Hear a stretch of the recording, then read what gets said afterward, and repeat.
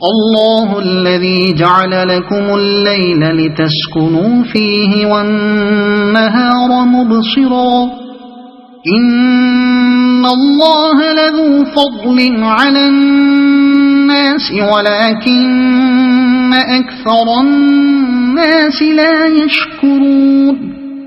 وہ اللہ ہی تو ہے جس نے تمہارے لیے رات بنائی تاکہ تم اس میں سکون حاصل کرو اور دن کو روشن کیا۔ حقیقت یہ ہے کہ اللہ لوگوں پر بڑا فضل فرمانے والا ہے، مگر اکثر لوگ شکر ادا نہیں کرتے۔ یہ آیت دو اہم مضامین پر مشتمل ہے۔ اولاً اس میں رات اور دن کو دلیل توحید کے طور پر پیش کیا گیا ہے، کیونکہ ان کا باقاعدگی کے ساتھ آنا یہ معنی رکھتا ہے کہ زمین اور سورج پر ایک ہی خدا حکومت کر رہا ہے، اور ان کے الٹ پھیر کا انسان اور دوسری مخلوقات ارضی کے لیے نافع ہونا اس بات کی صریح دلیل ہے کہ وہی ایک خدا ان سب اشیاء کا خالق بھی ہے، اور اس نے یہ نظام کمال درجے حکمت کے ساتھ اس طرح بنایا ہے کہ وہ اس کی پیدا کردہ مخلوقات کے لیے نافع ہو۔ ثانیاً اس میں خدا کے منکر اور خدا کے ساتھ شرک کرنے والے انسانوں کو یہ احساس دلایا گیا ہے کہ خدا نے رات اور دن کی شکل میں یہ کتنی بڑی نعمت ان کو عطا کی ہے، اور وہ کتنے سخت ناشکرے ہیں کہ اس کی اس نعمت سے فائدہ اٹھاتے ہوئے شب روز اس سے غداری بے وفائی کیے چلے جاتے ہیں۔ ذالکم اللہ ربکم خالق کل شیء لا الہ الا هو فأنا تؤفکون كذلك يؤفك الذين كانوا بآيات الله يجحدون۔ وہی اللہ جس نے تمہارے لیے یہ کچھ کیا ہے تمہارا رب ہے، ہر چیز کا خالق، اس کے سوا کوئی معبود نہیں، پھر تم کدھر سے بہکائے جا رہے ہو؟ اسی طرح وہ سب لوگ بہکائے جاتے رہے ہیں جو اللہ کی آیات کا انکار کرتے تھے، اس کے سوا کوئی معبود نہیں۔ یعنی رات اور دن کے الٹ پھیر نے ثابت کیا کہ وہی تمہارا اور ہر چیز کا خالق ہے، اور یہ الٹ پھیر تمہاری زندگی کے لیے جو عظیم فوائد و منافع اپنے اندر رکھتا ہے، اس سے ثابت ہوا کہ وہ تمہارا نہایت مہربان پروردگار ہے۔ اس کے بعد لا محالہ یہ بات خود بخود ثابت ہو جاتی ہے کہ تمہارا حقیقی معبود بھی وہی ہے۔ یہ بات سراسر عقل اور انصاف کے خلاف ہے کہ خالق اور پروردگار تو ہو اللہ اور تمہارے معبود بن جائیں دوسرے۔ تم کدھر سے بہکائے جا رہے ہو؟ یعنی کون تم کو یہ الٹی پٹی پڑھا رہا ہے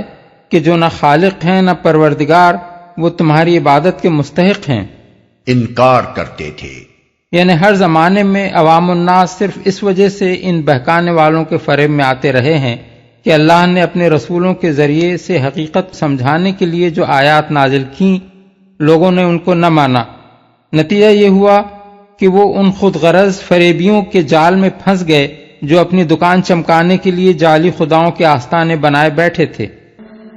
اللہ الذی جعل لکم الارض قرارا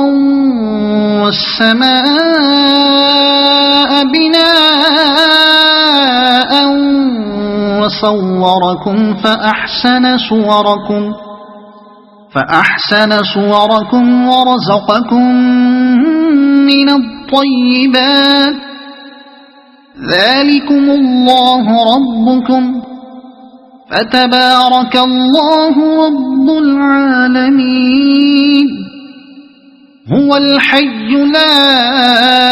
الہ الا هو فادعوه مخلصین له الدین الحمد للہ رب العالمین۔ وہ اللہ ہی تو ہے جس نے تمہارے لیے زمین کو جائے قرار بنایا اور اوپر آسمان کا گنبد بنا دیا، جس نے تمہاری صورت بنائی اور بڑی ہی عمدہ بنائی، جس نے تمہیں پاکیزہ چیزوں کا رزق دیا، وہی اللہ جس کے یہ کام ہیں تمہارا رب ہے۔ بے حساب برکتوں والا ہے وہ کائنات کا رب، وہی زندہ ہے، اس کے سوا کوئی معبود نہیں، اسی کو تم پکارو اپنے دین کو اس کے لیے خالص کر کے۔ ساری تعریف اللہ رب العالمین ہی کے لیے ہے۔ آسمان کا گنبد بنا دیا، یعنی تمہیں کھلی فضا میں نہیں چھوڑ دیا گیا کہ عالم بالا کی آفات بارش کی طرح برس کر تم کو تہس نہس کر دیں، بلکہ زمین کے اوپر ایک نہایت مستحکم سماوی نظام جو دیکھنے والی آنکھ کو گنبد کی طرح نظر آتا ہے تعمیر کر دیا، جس سے گزر کر کوئی تباہ کن چیز تم تک نہیں پہنچ سکتی، حتیٰ کہ آفاق کی مہلک شعاعیں تک نہیں پہنچ سکتی، اور اسی وجہ سے تم امن و چین کے ساتھ زمین پر جی رہے ہو۔ پاکیزہ چیزوں کا رزق دیا، یعنی تمہارے پیدا کرنے سے پہلے تمہارے لیے اس قدر محفوظ اور پرامن جائے قرار مہیا کی، پھر تمہیں پیدا کیا تو اس طرح کہ ایک بہترین جسم، نہایت موزوں اعضاء اور نہایت اعلیٰ درجے کی جسمانی و ذہنی قوتوں کے ساتھ تم کو عطا کیا۔ یہ سیدھا قامت، یہ ہاتھ اور یہ پاؤں، یہ آنکھ، ناک اور یہ کان، یہ بولتی ہوئی زبان اور یہ بہترین صلاحیتوں کا مخزن دماغ تم خود بنا کر نہیں لے آئے تھے، نہ تمہاری ماں اور تمہارے باپ نے انہیں بنایا تھا، نہ کسی نبی یا ولی یا دیوتا میں یہ قدرت تھی کہ انہیں بناتا۔ ان کا بنانے والا وہ حکیم و رحیم قادر مطلق تھا، جس نے انسان کو وجود میں لانے کا جب فیصلہ کیا تو اسے دنیا میں کام کرنے کے لیے ایسا بے نظیر جسم دے کر پیدا کیا، پھر پیدا ہوتے ہی اس کی مہربانی سے تم نے اپنے لیے ایک پاکیزہ رزق کا ایک وسیع خوان یغما بچھا ہوا پایا، کھانے اور پینے کا ایسا پاکیزہ سامان جو زہریلا نہیں بلکہ صحت بخش ہے، کڑوا کسیلا اور بدمزہ نہیں بلکہ خوش ذائقہ ہے، سڑا بسا اور بدبودار نہیں بلکہ خوش رائحہ ہے، بے جان پھونک نہیں بلکہ ان حیاتینوں اور مفید غذائی مادوں سے مالا مال ہے جو تمہارے جسم کی پرورش اور نشو و نما کے لیے موزوں ترین ہے۔ یہ پانی، یہ غلے، یہ ترکاریاں، یہ پھل، یہ دودھ، یہ شہد، یہ گوشت، یہ نمک مرچ اور مسالے جو تمہارے تغذیے کے لیے اس قدر موزوں اور تمہیں زندگی کی طاقت ہی نہیں، زندگی کا لطف دینے کے لیے بھی اس قدر مناسب ہیں، آخر کس نے اس زمین پر اتنی افراد کے ساتھ مہیا کیے ہیں، اور کس نے یہ انتظام کیا ہے کہ غذا کے یہ بے حساب خزانے زمین سے پے در پے نکلتے چلے آئیں اور ان کی رسد کا سلسلہ کبھی ٹوٹنے نہ پائے۔ یہ رزق کا انتظام نہ ہوتا اور بس تم پیدا کر دیے جاتے تو سوچو کہ تمہاری زندگی کا کیا رنگ ہوتا۔ کیا یہ اس بات کا صریح ثبوت نہیں ہے کہ تمہارا پیدا کرنے والا محض خالق ہی نہیں بلکہ خالق حکیم اور رب رحیم ہے؟ وہی زندہ ہے، یعنی اصلی اور حقیقی زندگی اسی کی ہے، اپنے بل پر آپ زندہ وہی ہے، ازلی اور ابدی حیات اس کے سوا کسی کی بھی نہیں ہے، باقی سب کی حیات عطائی ہے، عارضی ہے، موت آشنا اور فنا در آغوش ہے۔ تعریف اللہ رب العالمین ہی کے لیے ہے، یعنی کوئی دوسرا نہیں ہے جس کی حمد و ثنا کے گیت گائے جائیں اور جس کے شکرانے بجا لائے جائیں۔ قل انی نہیت ان اعبد الذین تدعون من دون اللہ لما جاءنی البینات من ربی وَأُمِرْتُ أَنْ أُسْلِمَ لِرَبِّ الْعَالَمِينَ۔ اے نبی، ان لوگوں سے کہہ دو کہ مجھے تو ان ہستیوں کی عبادت سے منع کر دیا گیا ہے جنہیں تم اللہ کو چھوڑ کر پکارتے ہو۔ میں یہ کام کیسے کر سکتا ہوں جبکہ میرے پاس میرے رب کی طرف سے بینات آ چکی ہیں؟ مجھے حکم دیا گیا ہے کہ میں رب العالمین کے آگے سر تسلیم خم کر دوں۔ اللہ کو چھوڑ کر پکارتے ہو۔ یہاں پھر عبادت اور دعا کو ہم معنی استعمال کیا گیا ہے۔ هو الذي خلقكم من تراب ثم من نطفة ثم من علقة ثم يخرجكم طفلا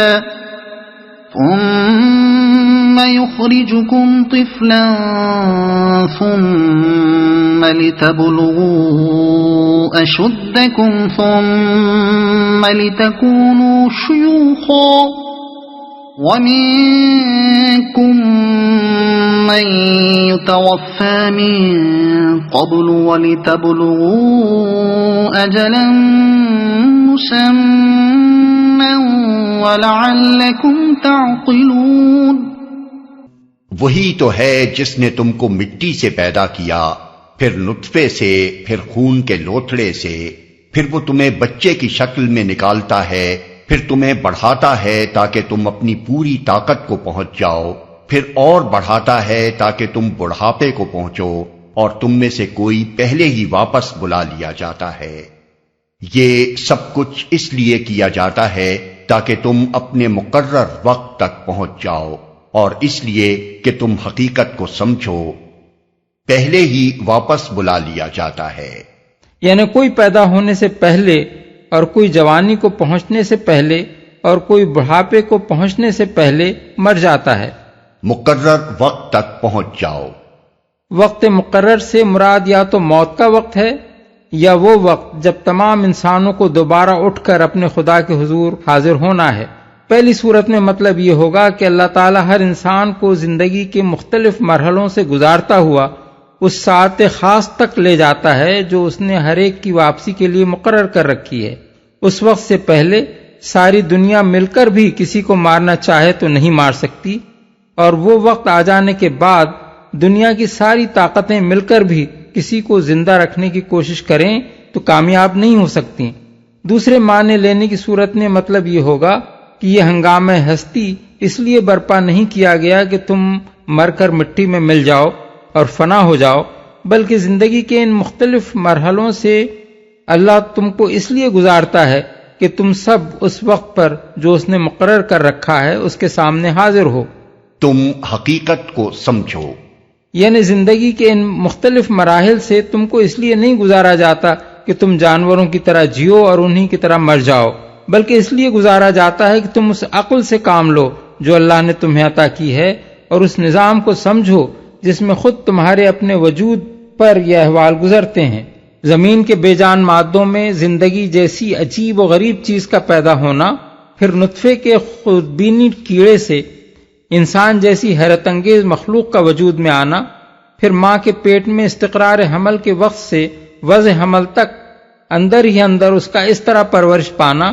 کہ اس کی جنس، اس کی شکل و صورت، اس کے جسم کی ساخت، اس کے ذہن کی خصوصیات اور اس کی قوتیں اور صلاحیتیں سب کچھ وہیں متعین ہو جائیں، اور ان کی تشکیل پر دنیا کی کوئی طاقت اثر انداز نہ ہو سکے۔ پھر یہ بات کہ جسے اسقاط حمل کا شکار ہونا ہے اس کا اسقاط ہی ہو کر رہتا ہے، جسے بچپن میں مرنا ہے وہ بچپن ہی میں مرتا ہے، خواہ وہ کسی بادشاہی کا بچہ کیوں نہ ہو، اور جسے جوانی یا بڑھاپے کی کسی عمر تک پہنچنا ہے وہ خطرناک سے خطرناک حالات سے گزر کر بھی جن میں بظاہر موت یقینی ہونی چاہیے اس عمر کو پہنچ کر رہتا ہے، اور جسے عمر کے جس خاص مرحلے میں مرنا ہے اس میں وہ دنیا کے کسی بہترین ہسپتال کے اندر بہترین ڈاکٹروں کے زیر علاج رہتے ہوئے بھی مر کر رہتا ہے۔ یہ ساری باتیں کیا اس حقیقت کی نشاندہی نہیں کر رہی ہیں کہ ہماری اپنی حیات و مات کا سر رشتہ کسی قادر مطلق کے ہاتھ میں ہے، اور جب امر واقعہ یہی ہے کہ ایک قادر مطلق ہماری موت و زیست پر حکمراں ہے، تو پھر کوئی نبی یا ولی یا فرشتہ یا ستارہ اور سیارہ آخر کیسے ہماری بندگی و عبادت کا مستحق ہو گیا؟ کسی بندے کو یہ مقام کب سے حاصل ہوا کہ ہم اس سے دعائیں مانگیں اور اپنی قسمت کے بننے اور بگڑنے کا مختار اس کو مان لیں؟ اور کسی انسانی طاقت کا یہ منصب کیسے ہو گیا کہ ہم اس کے قانون اور اس کے امر و نہی اور اس کے خود ساختہ حلال و حرام کی بے چون و چرا اطاعت کریں؟ هو الذي يحيي ويميت فإذا قضى أمرا فإنما يقول له كن فيكون۔ وہی ہے زندگی دینے والا اور وہی موت دینے والا ہے، وہ جس بات کا بھی فیصلہ کرتا ہے بس ایک حکم دیتا ہے کہ وہ ہو جائے اور وہ ہو جاتی ہے۔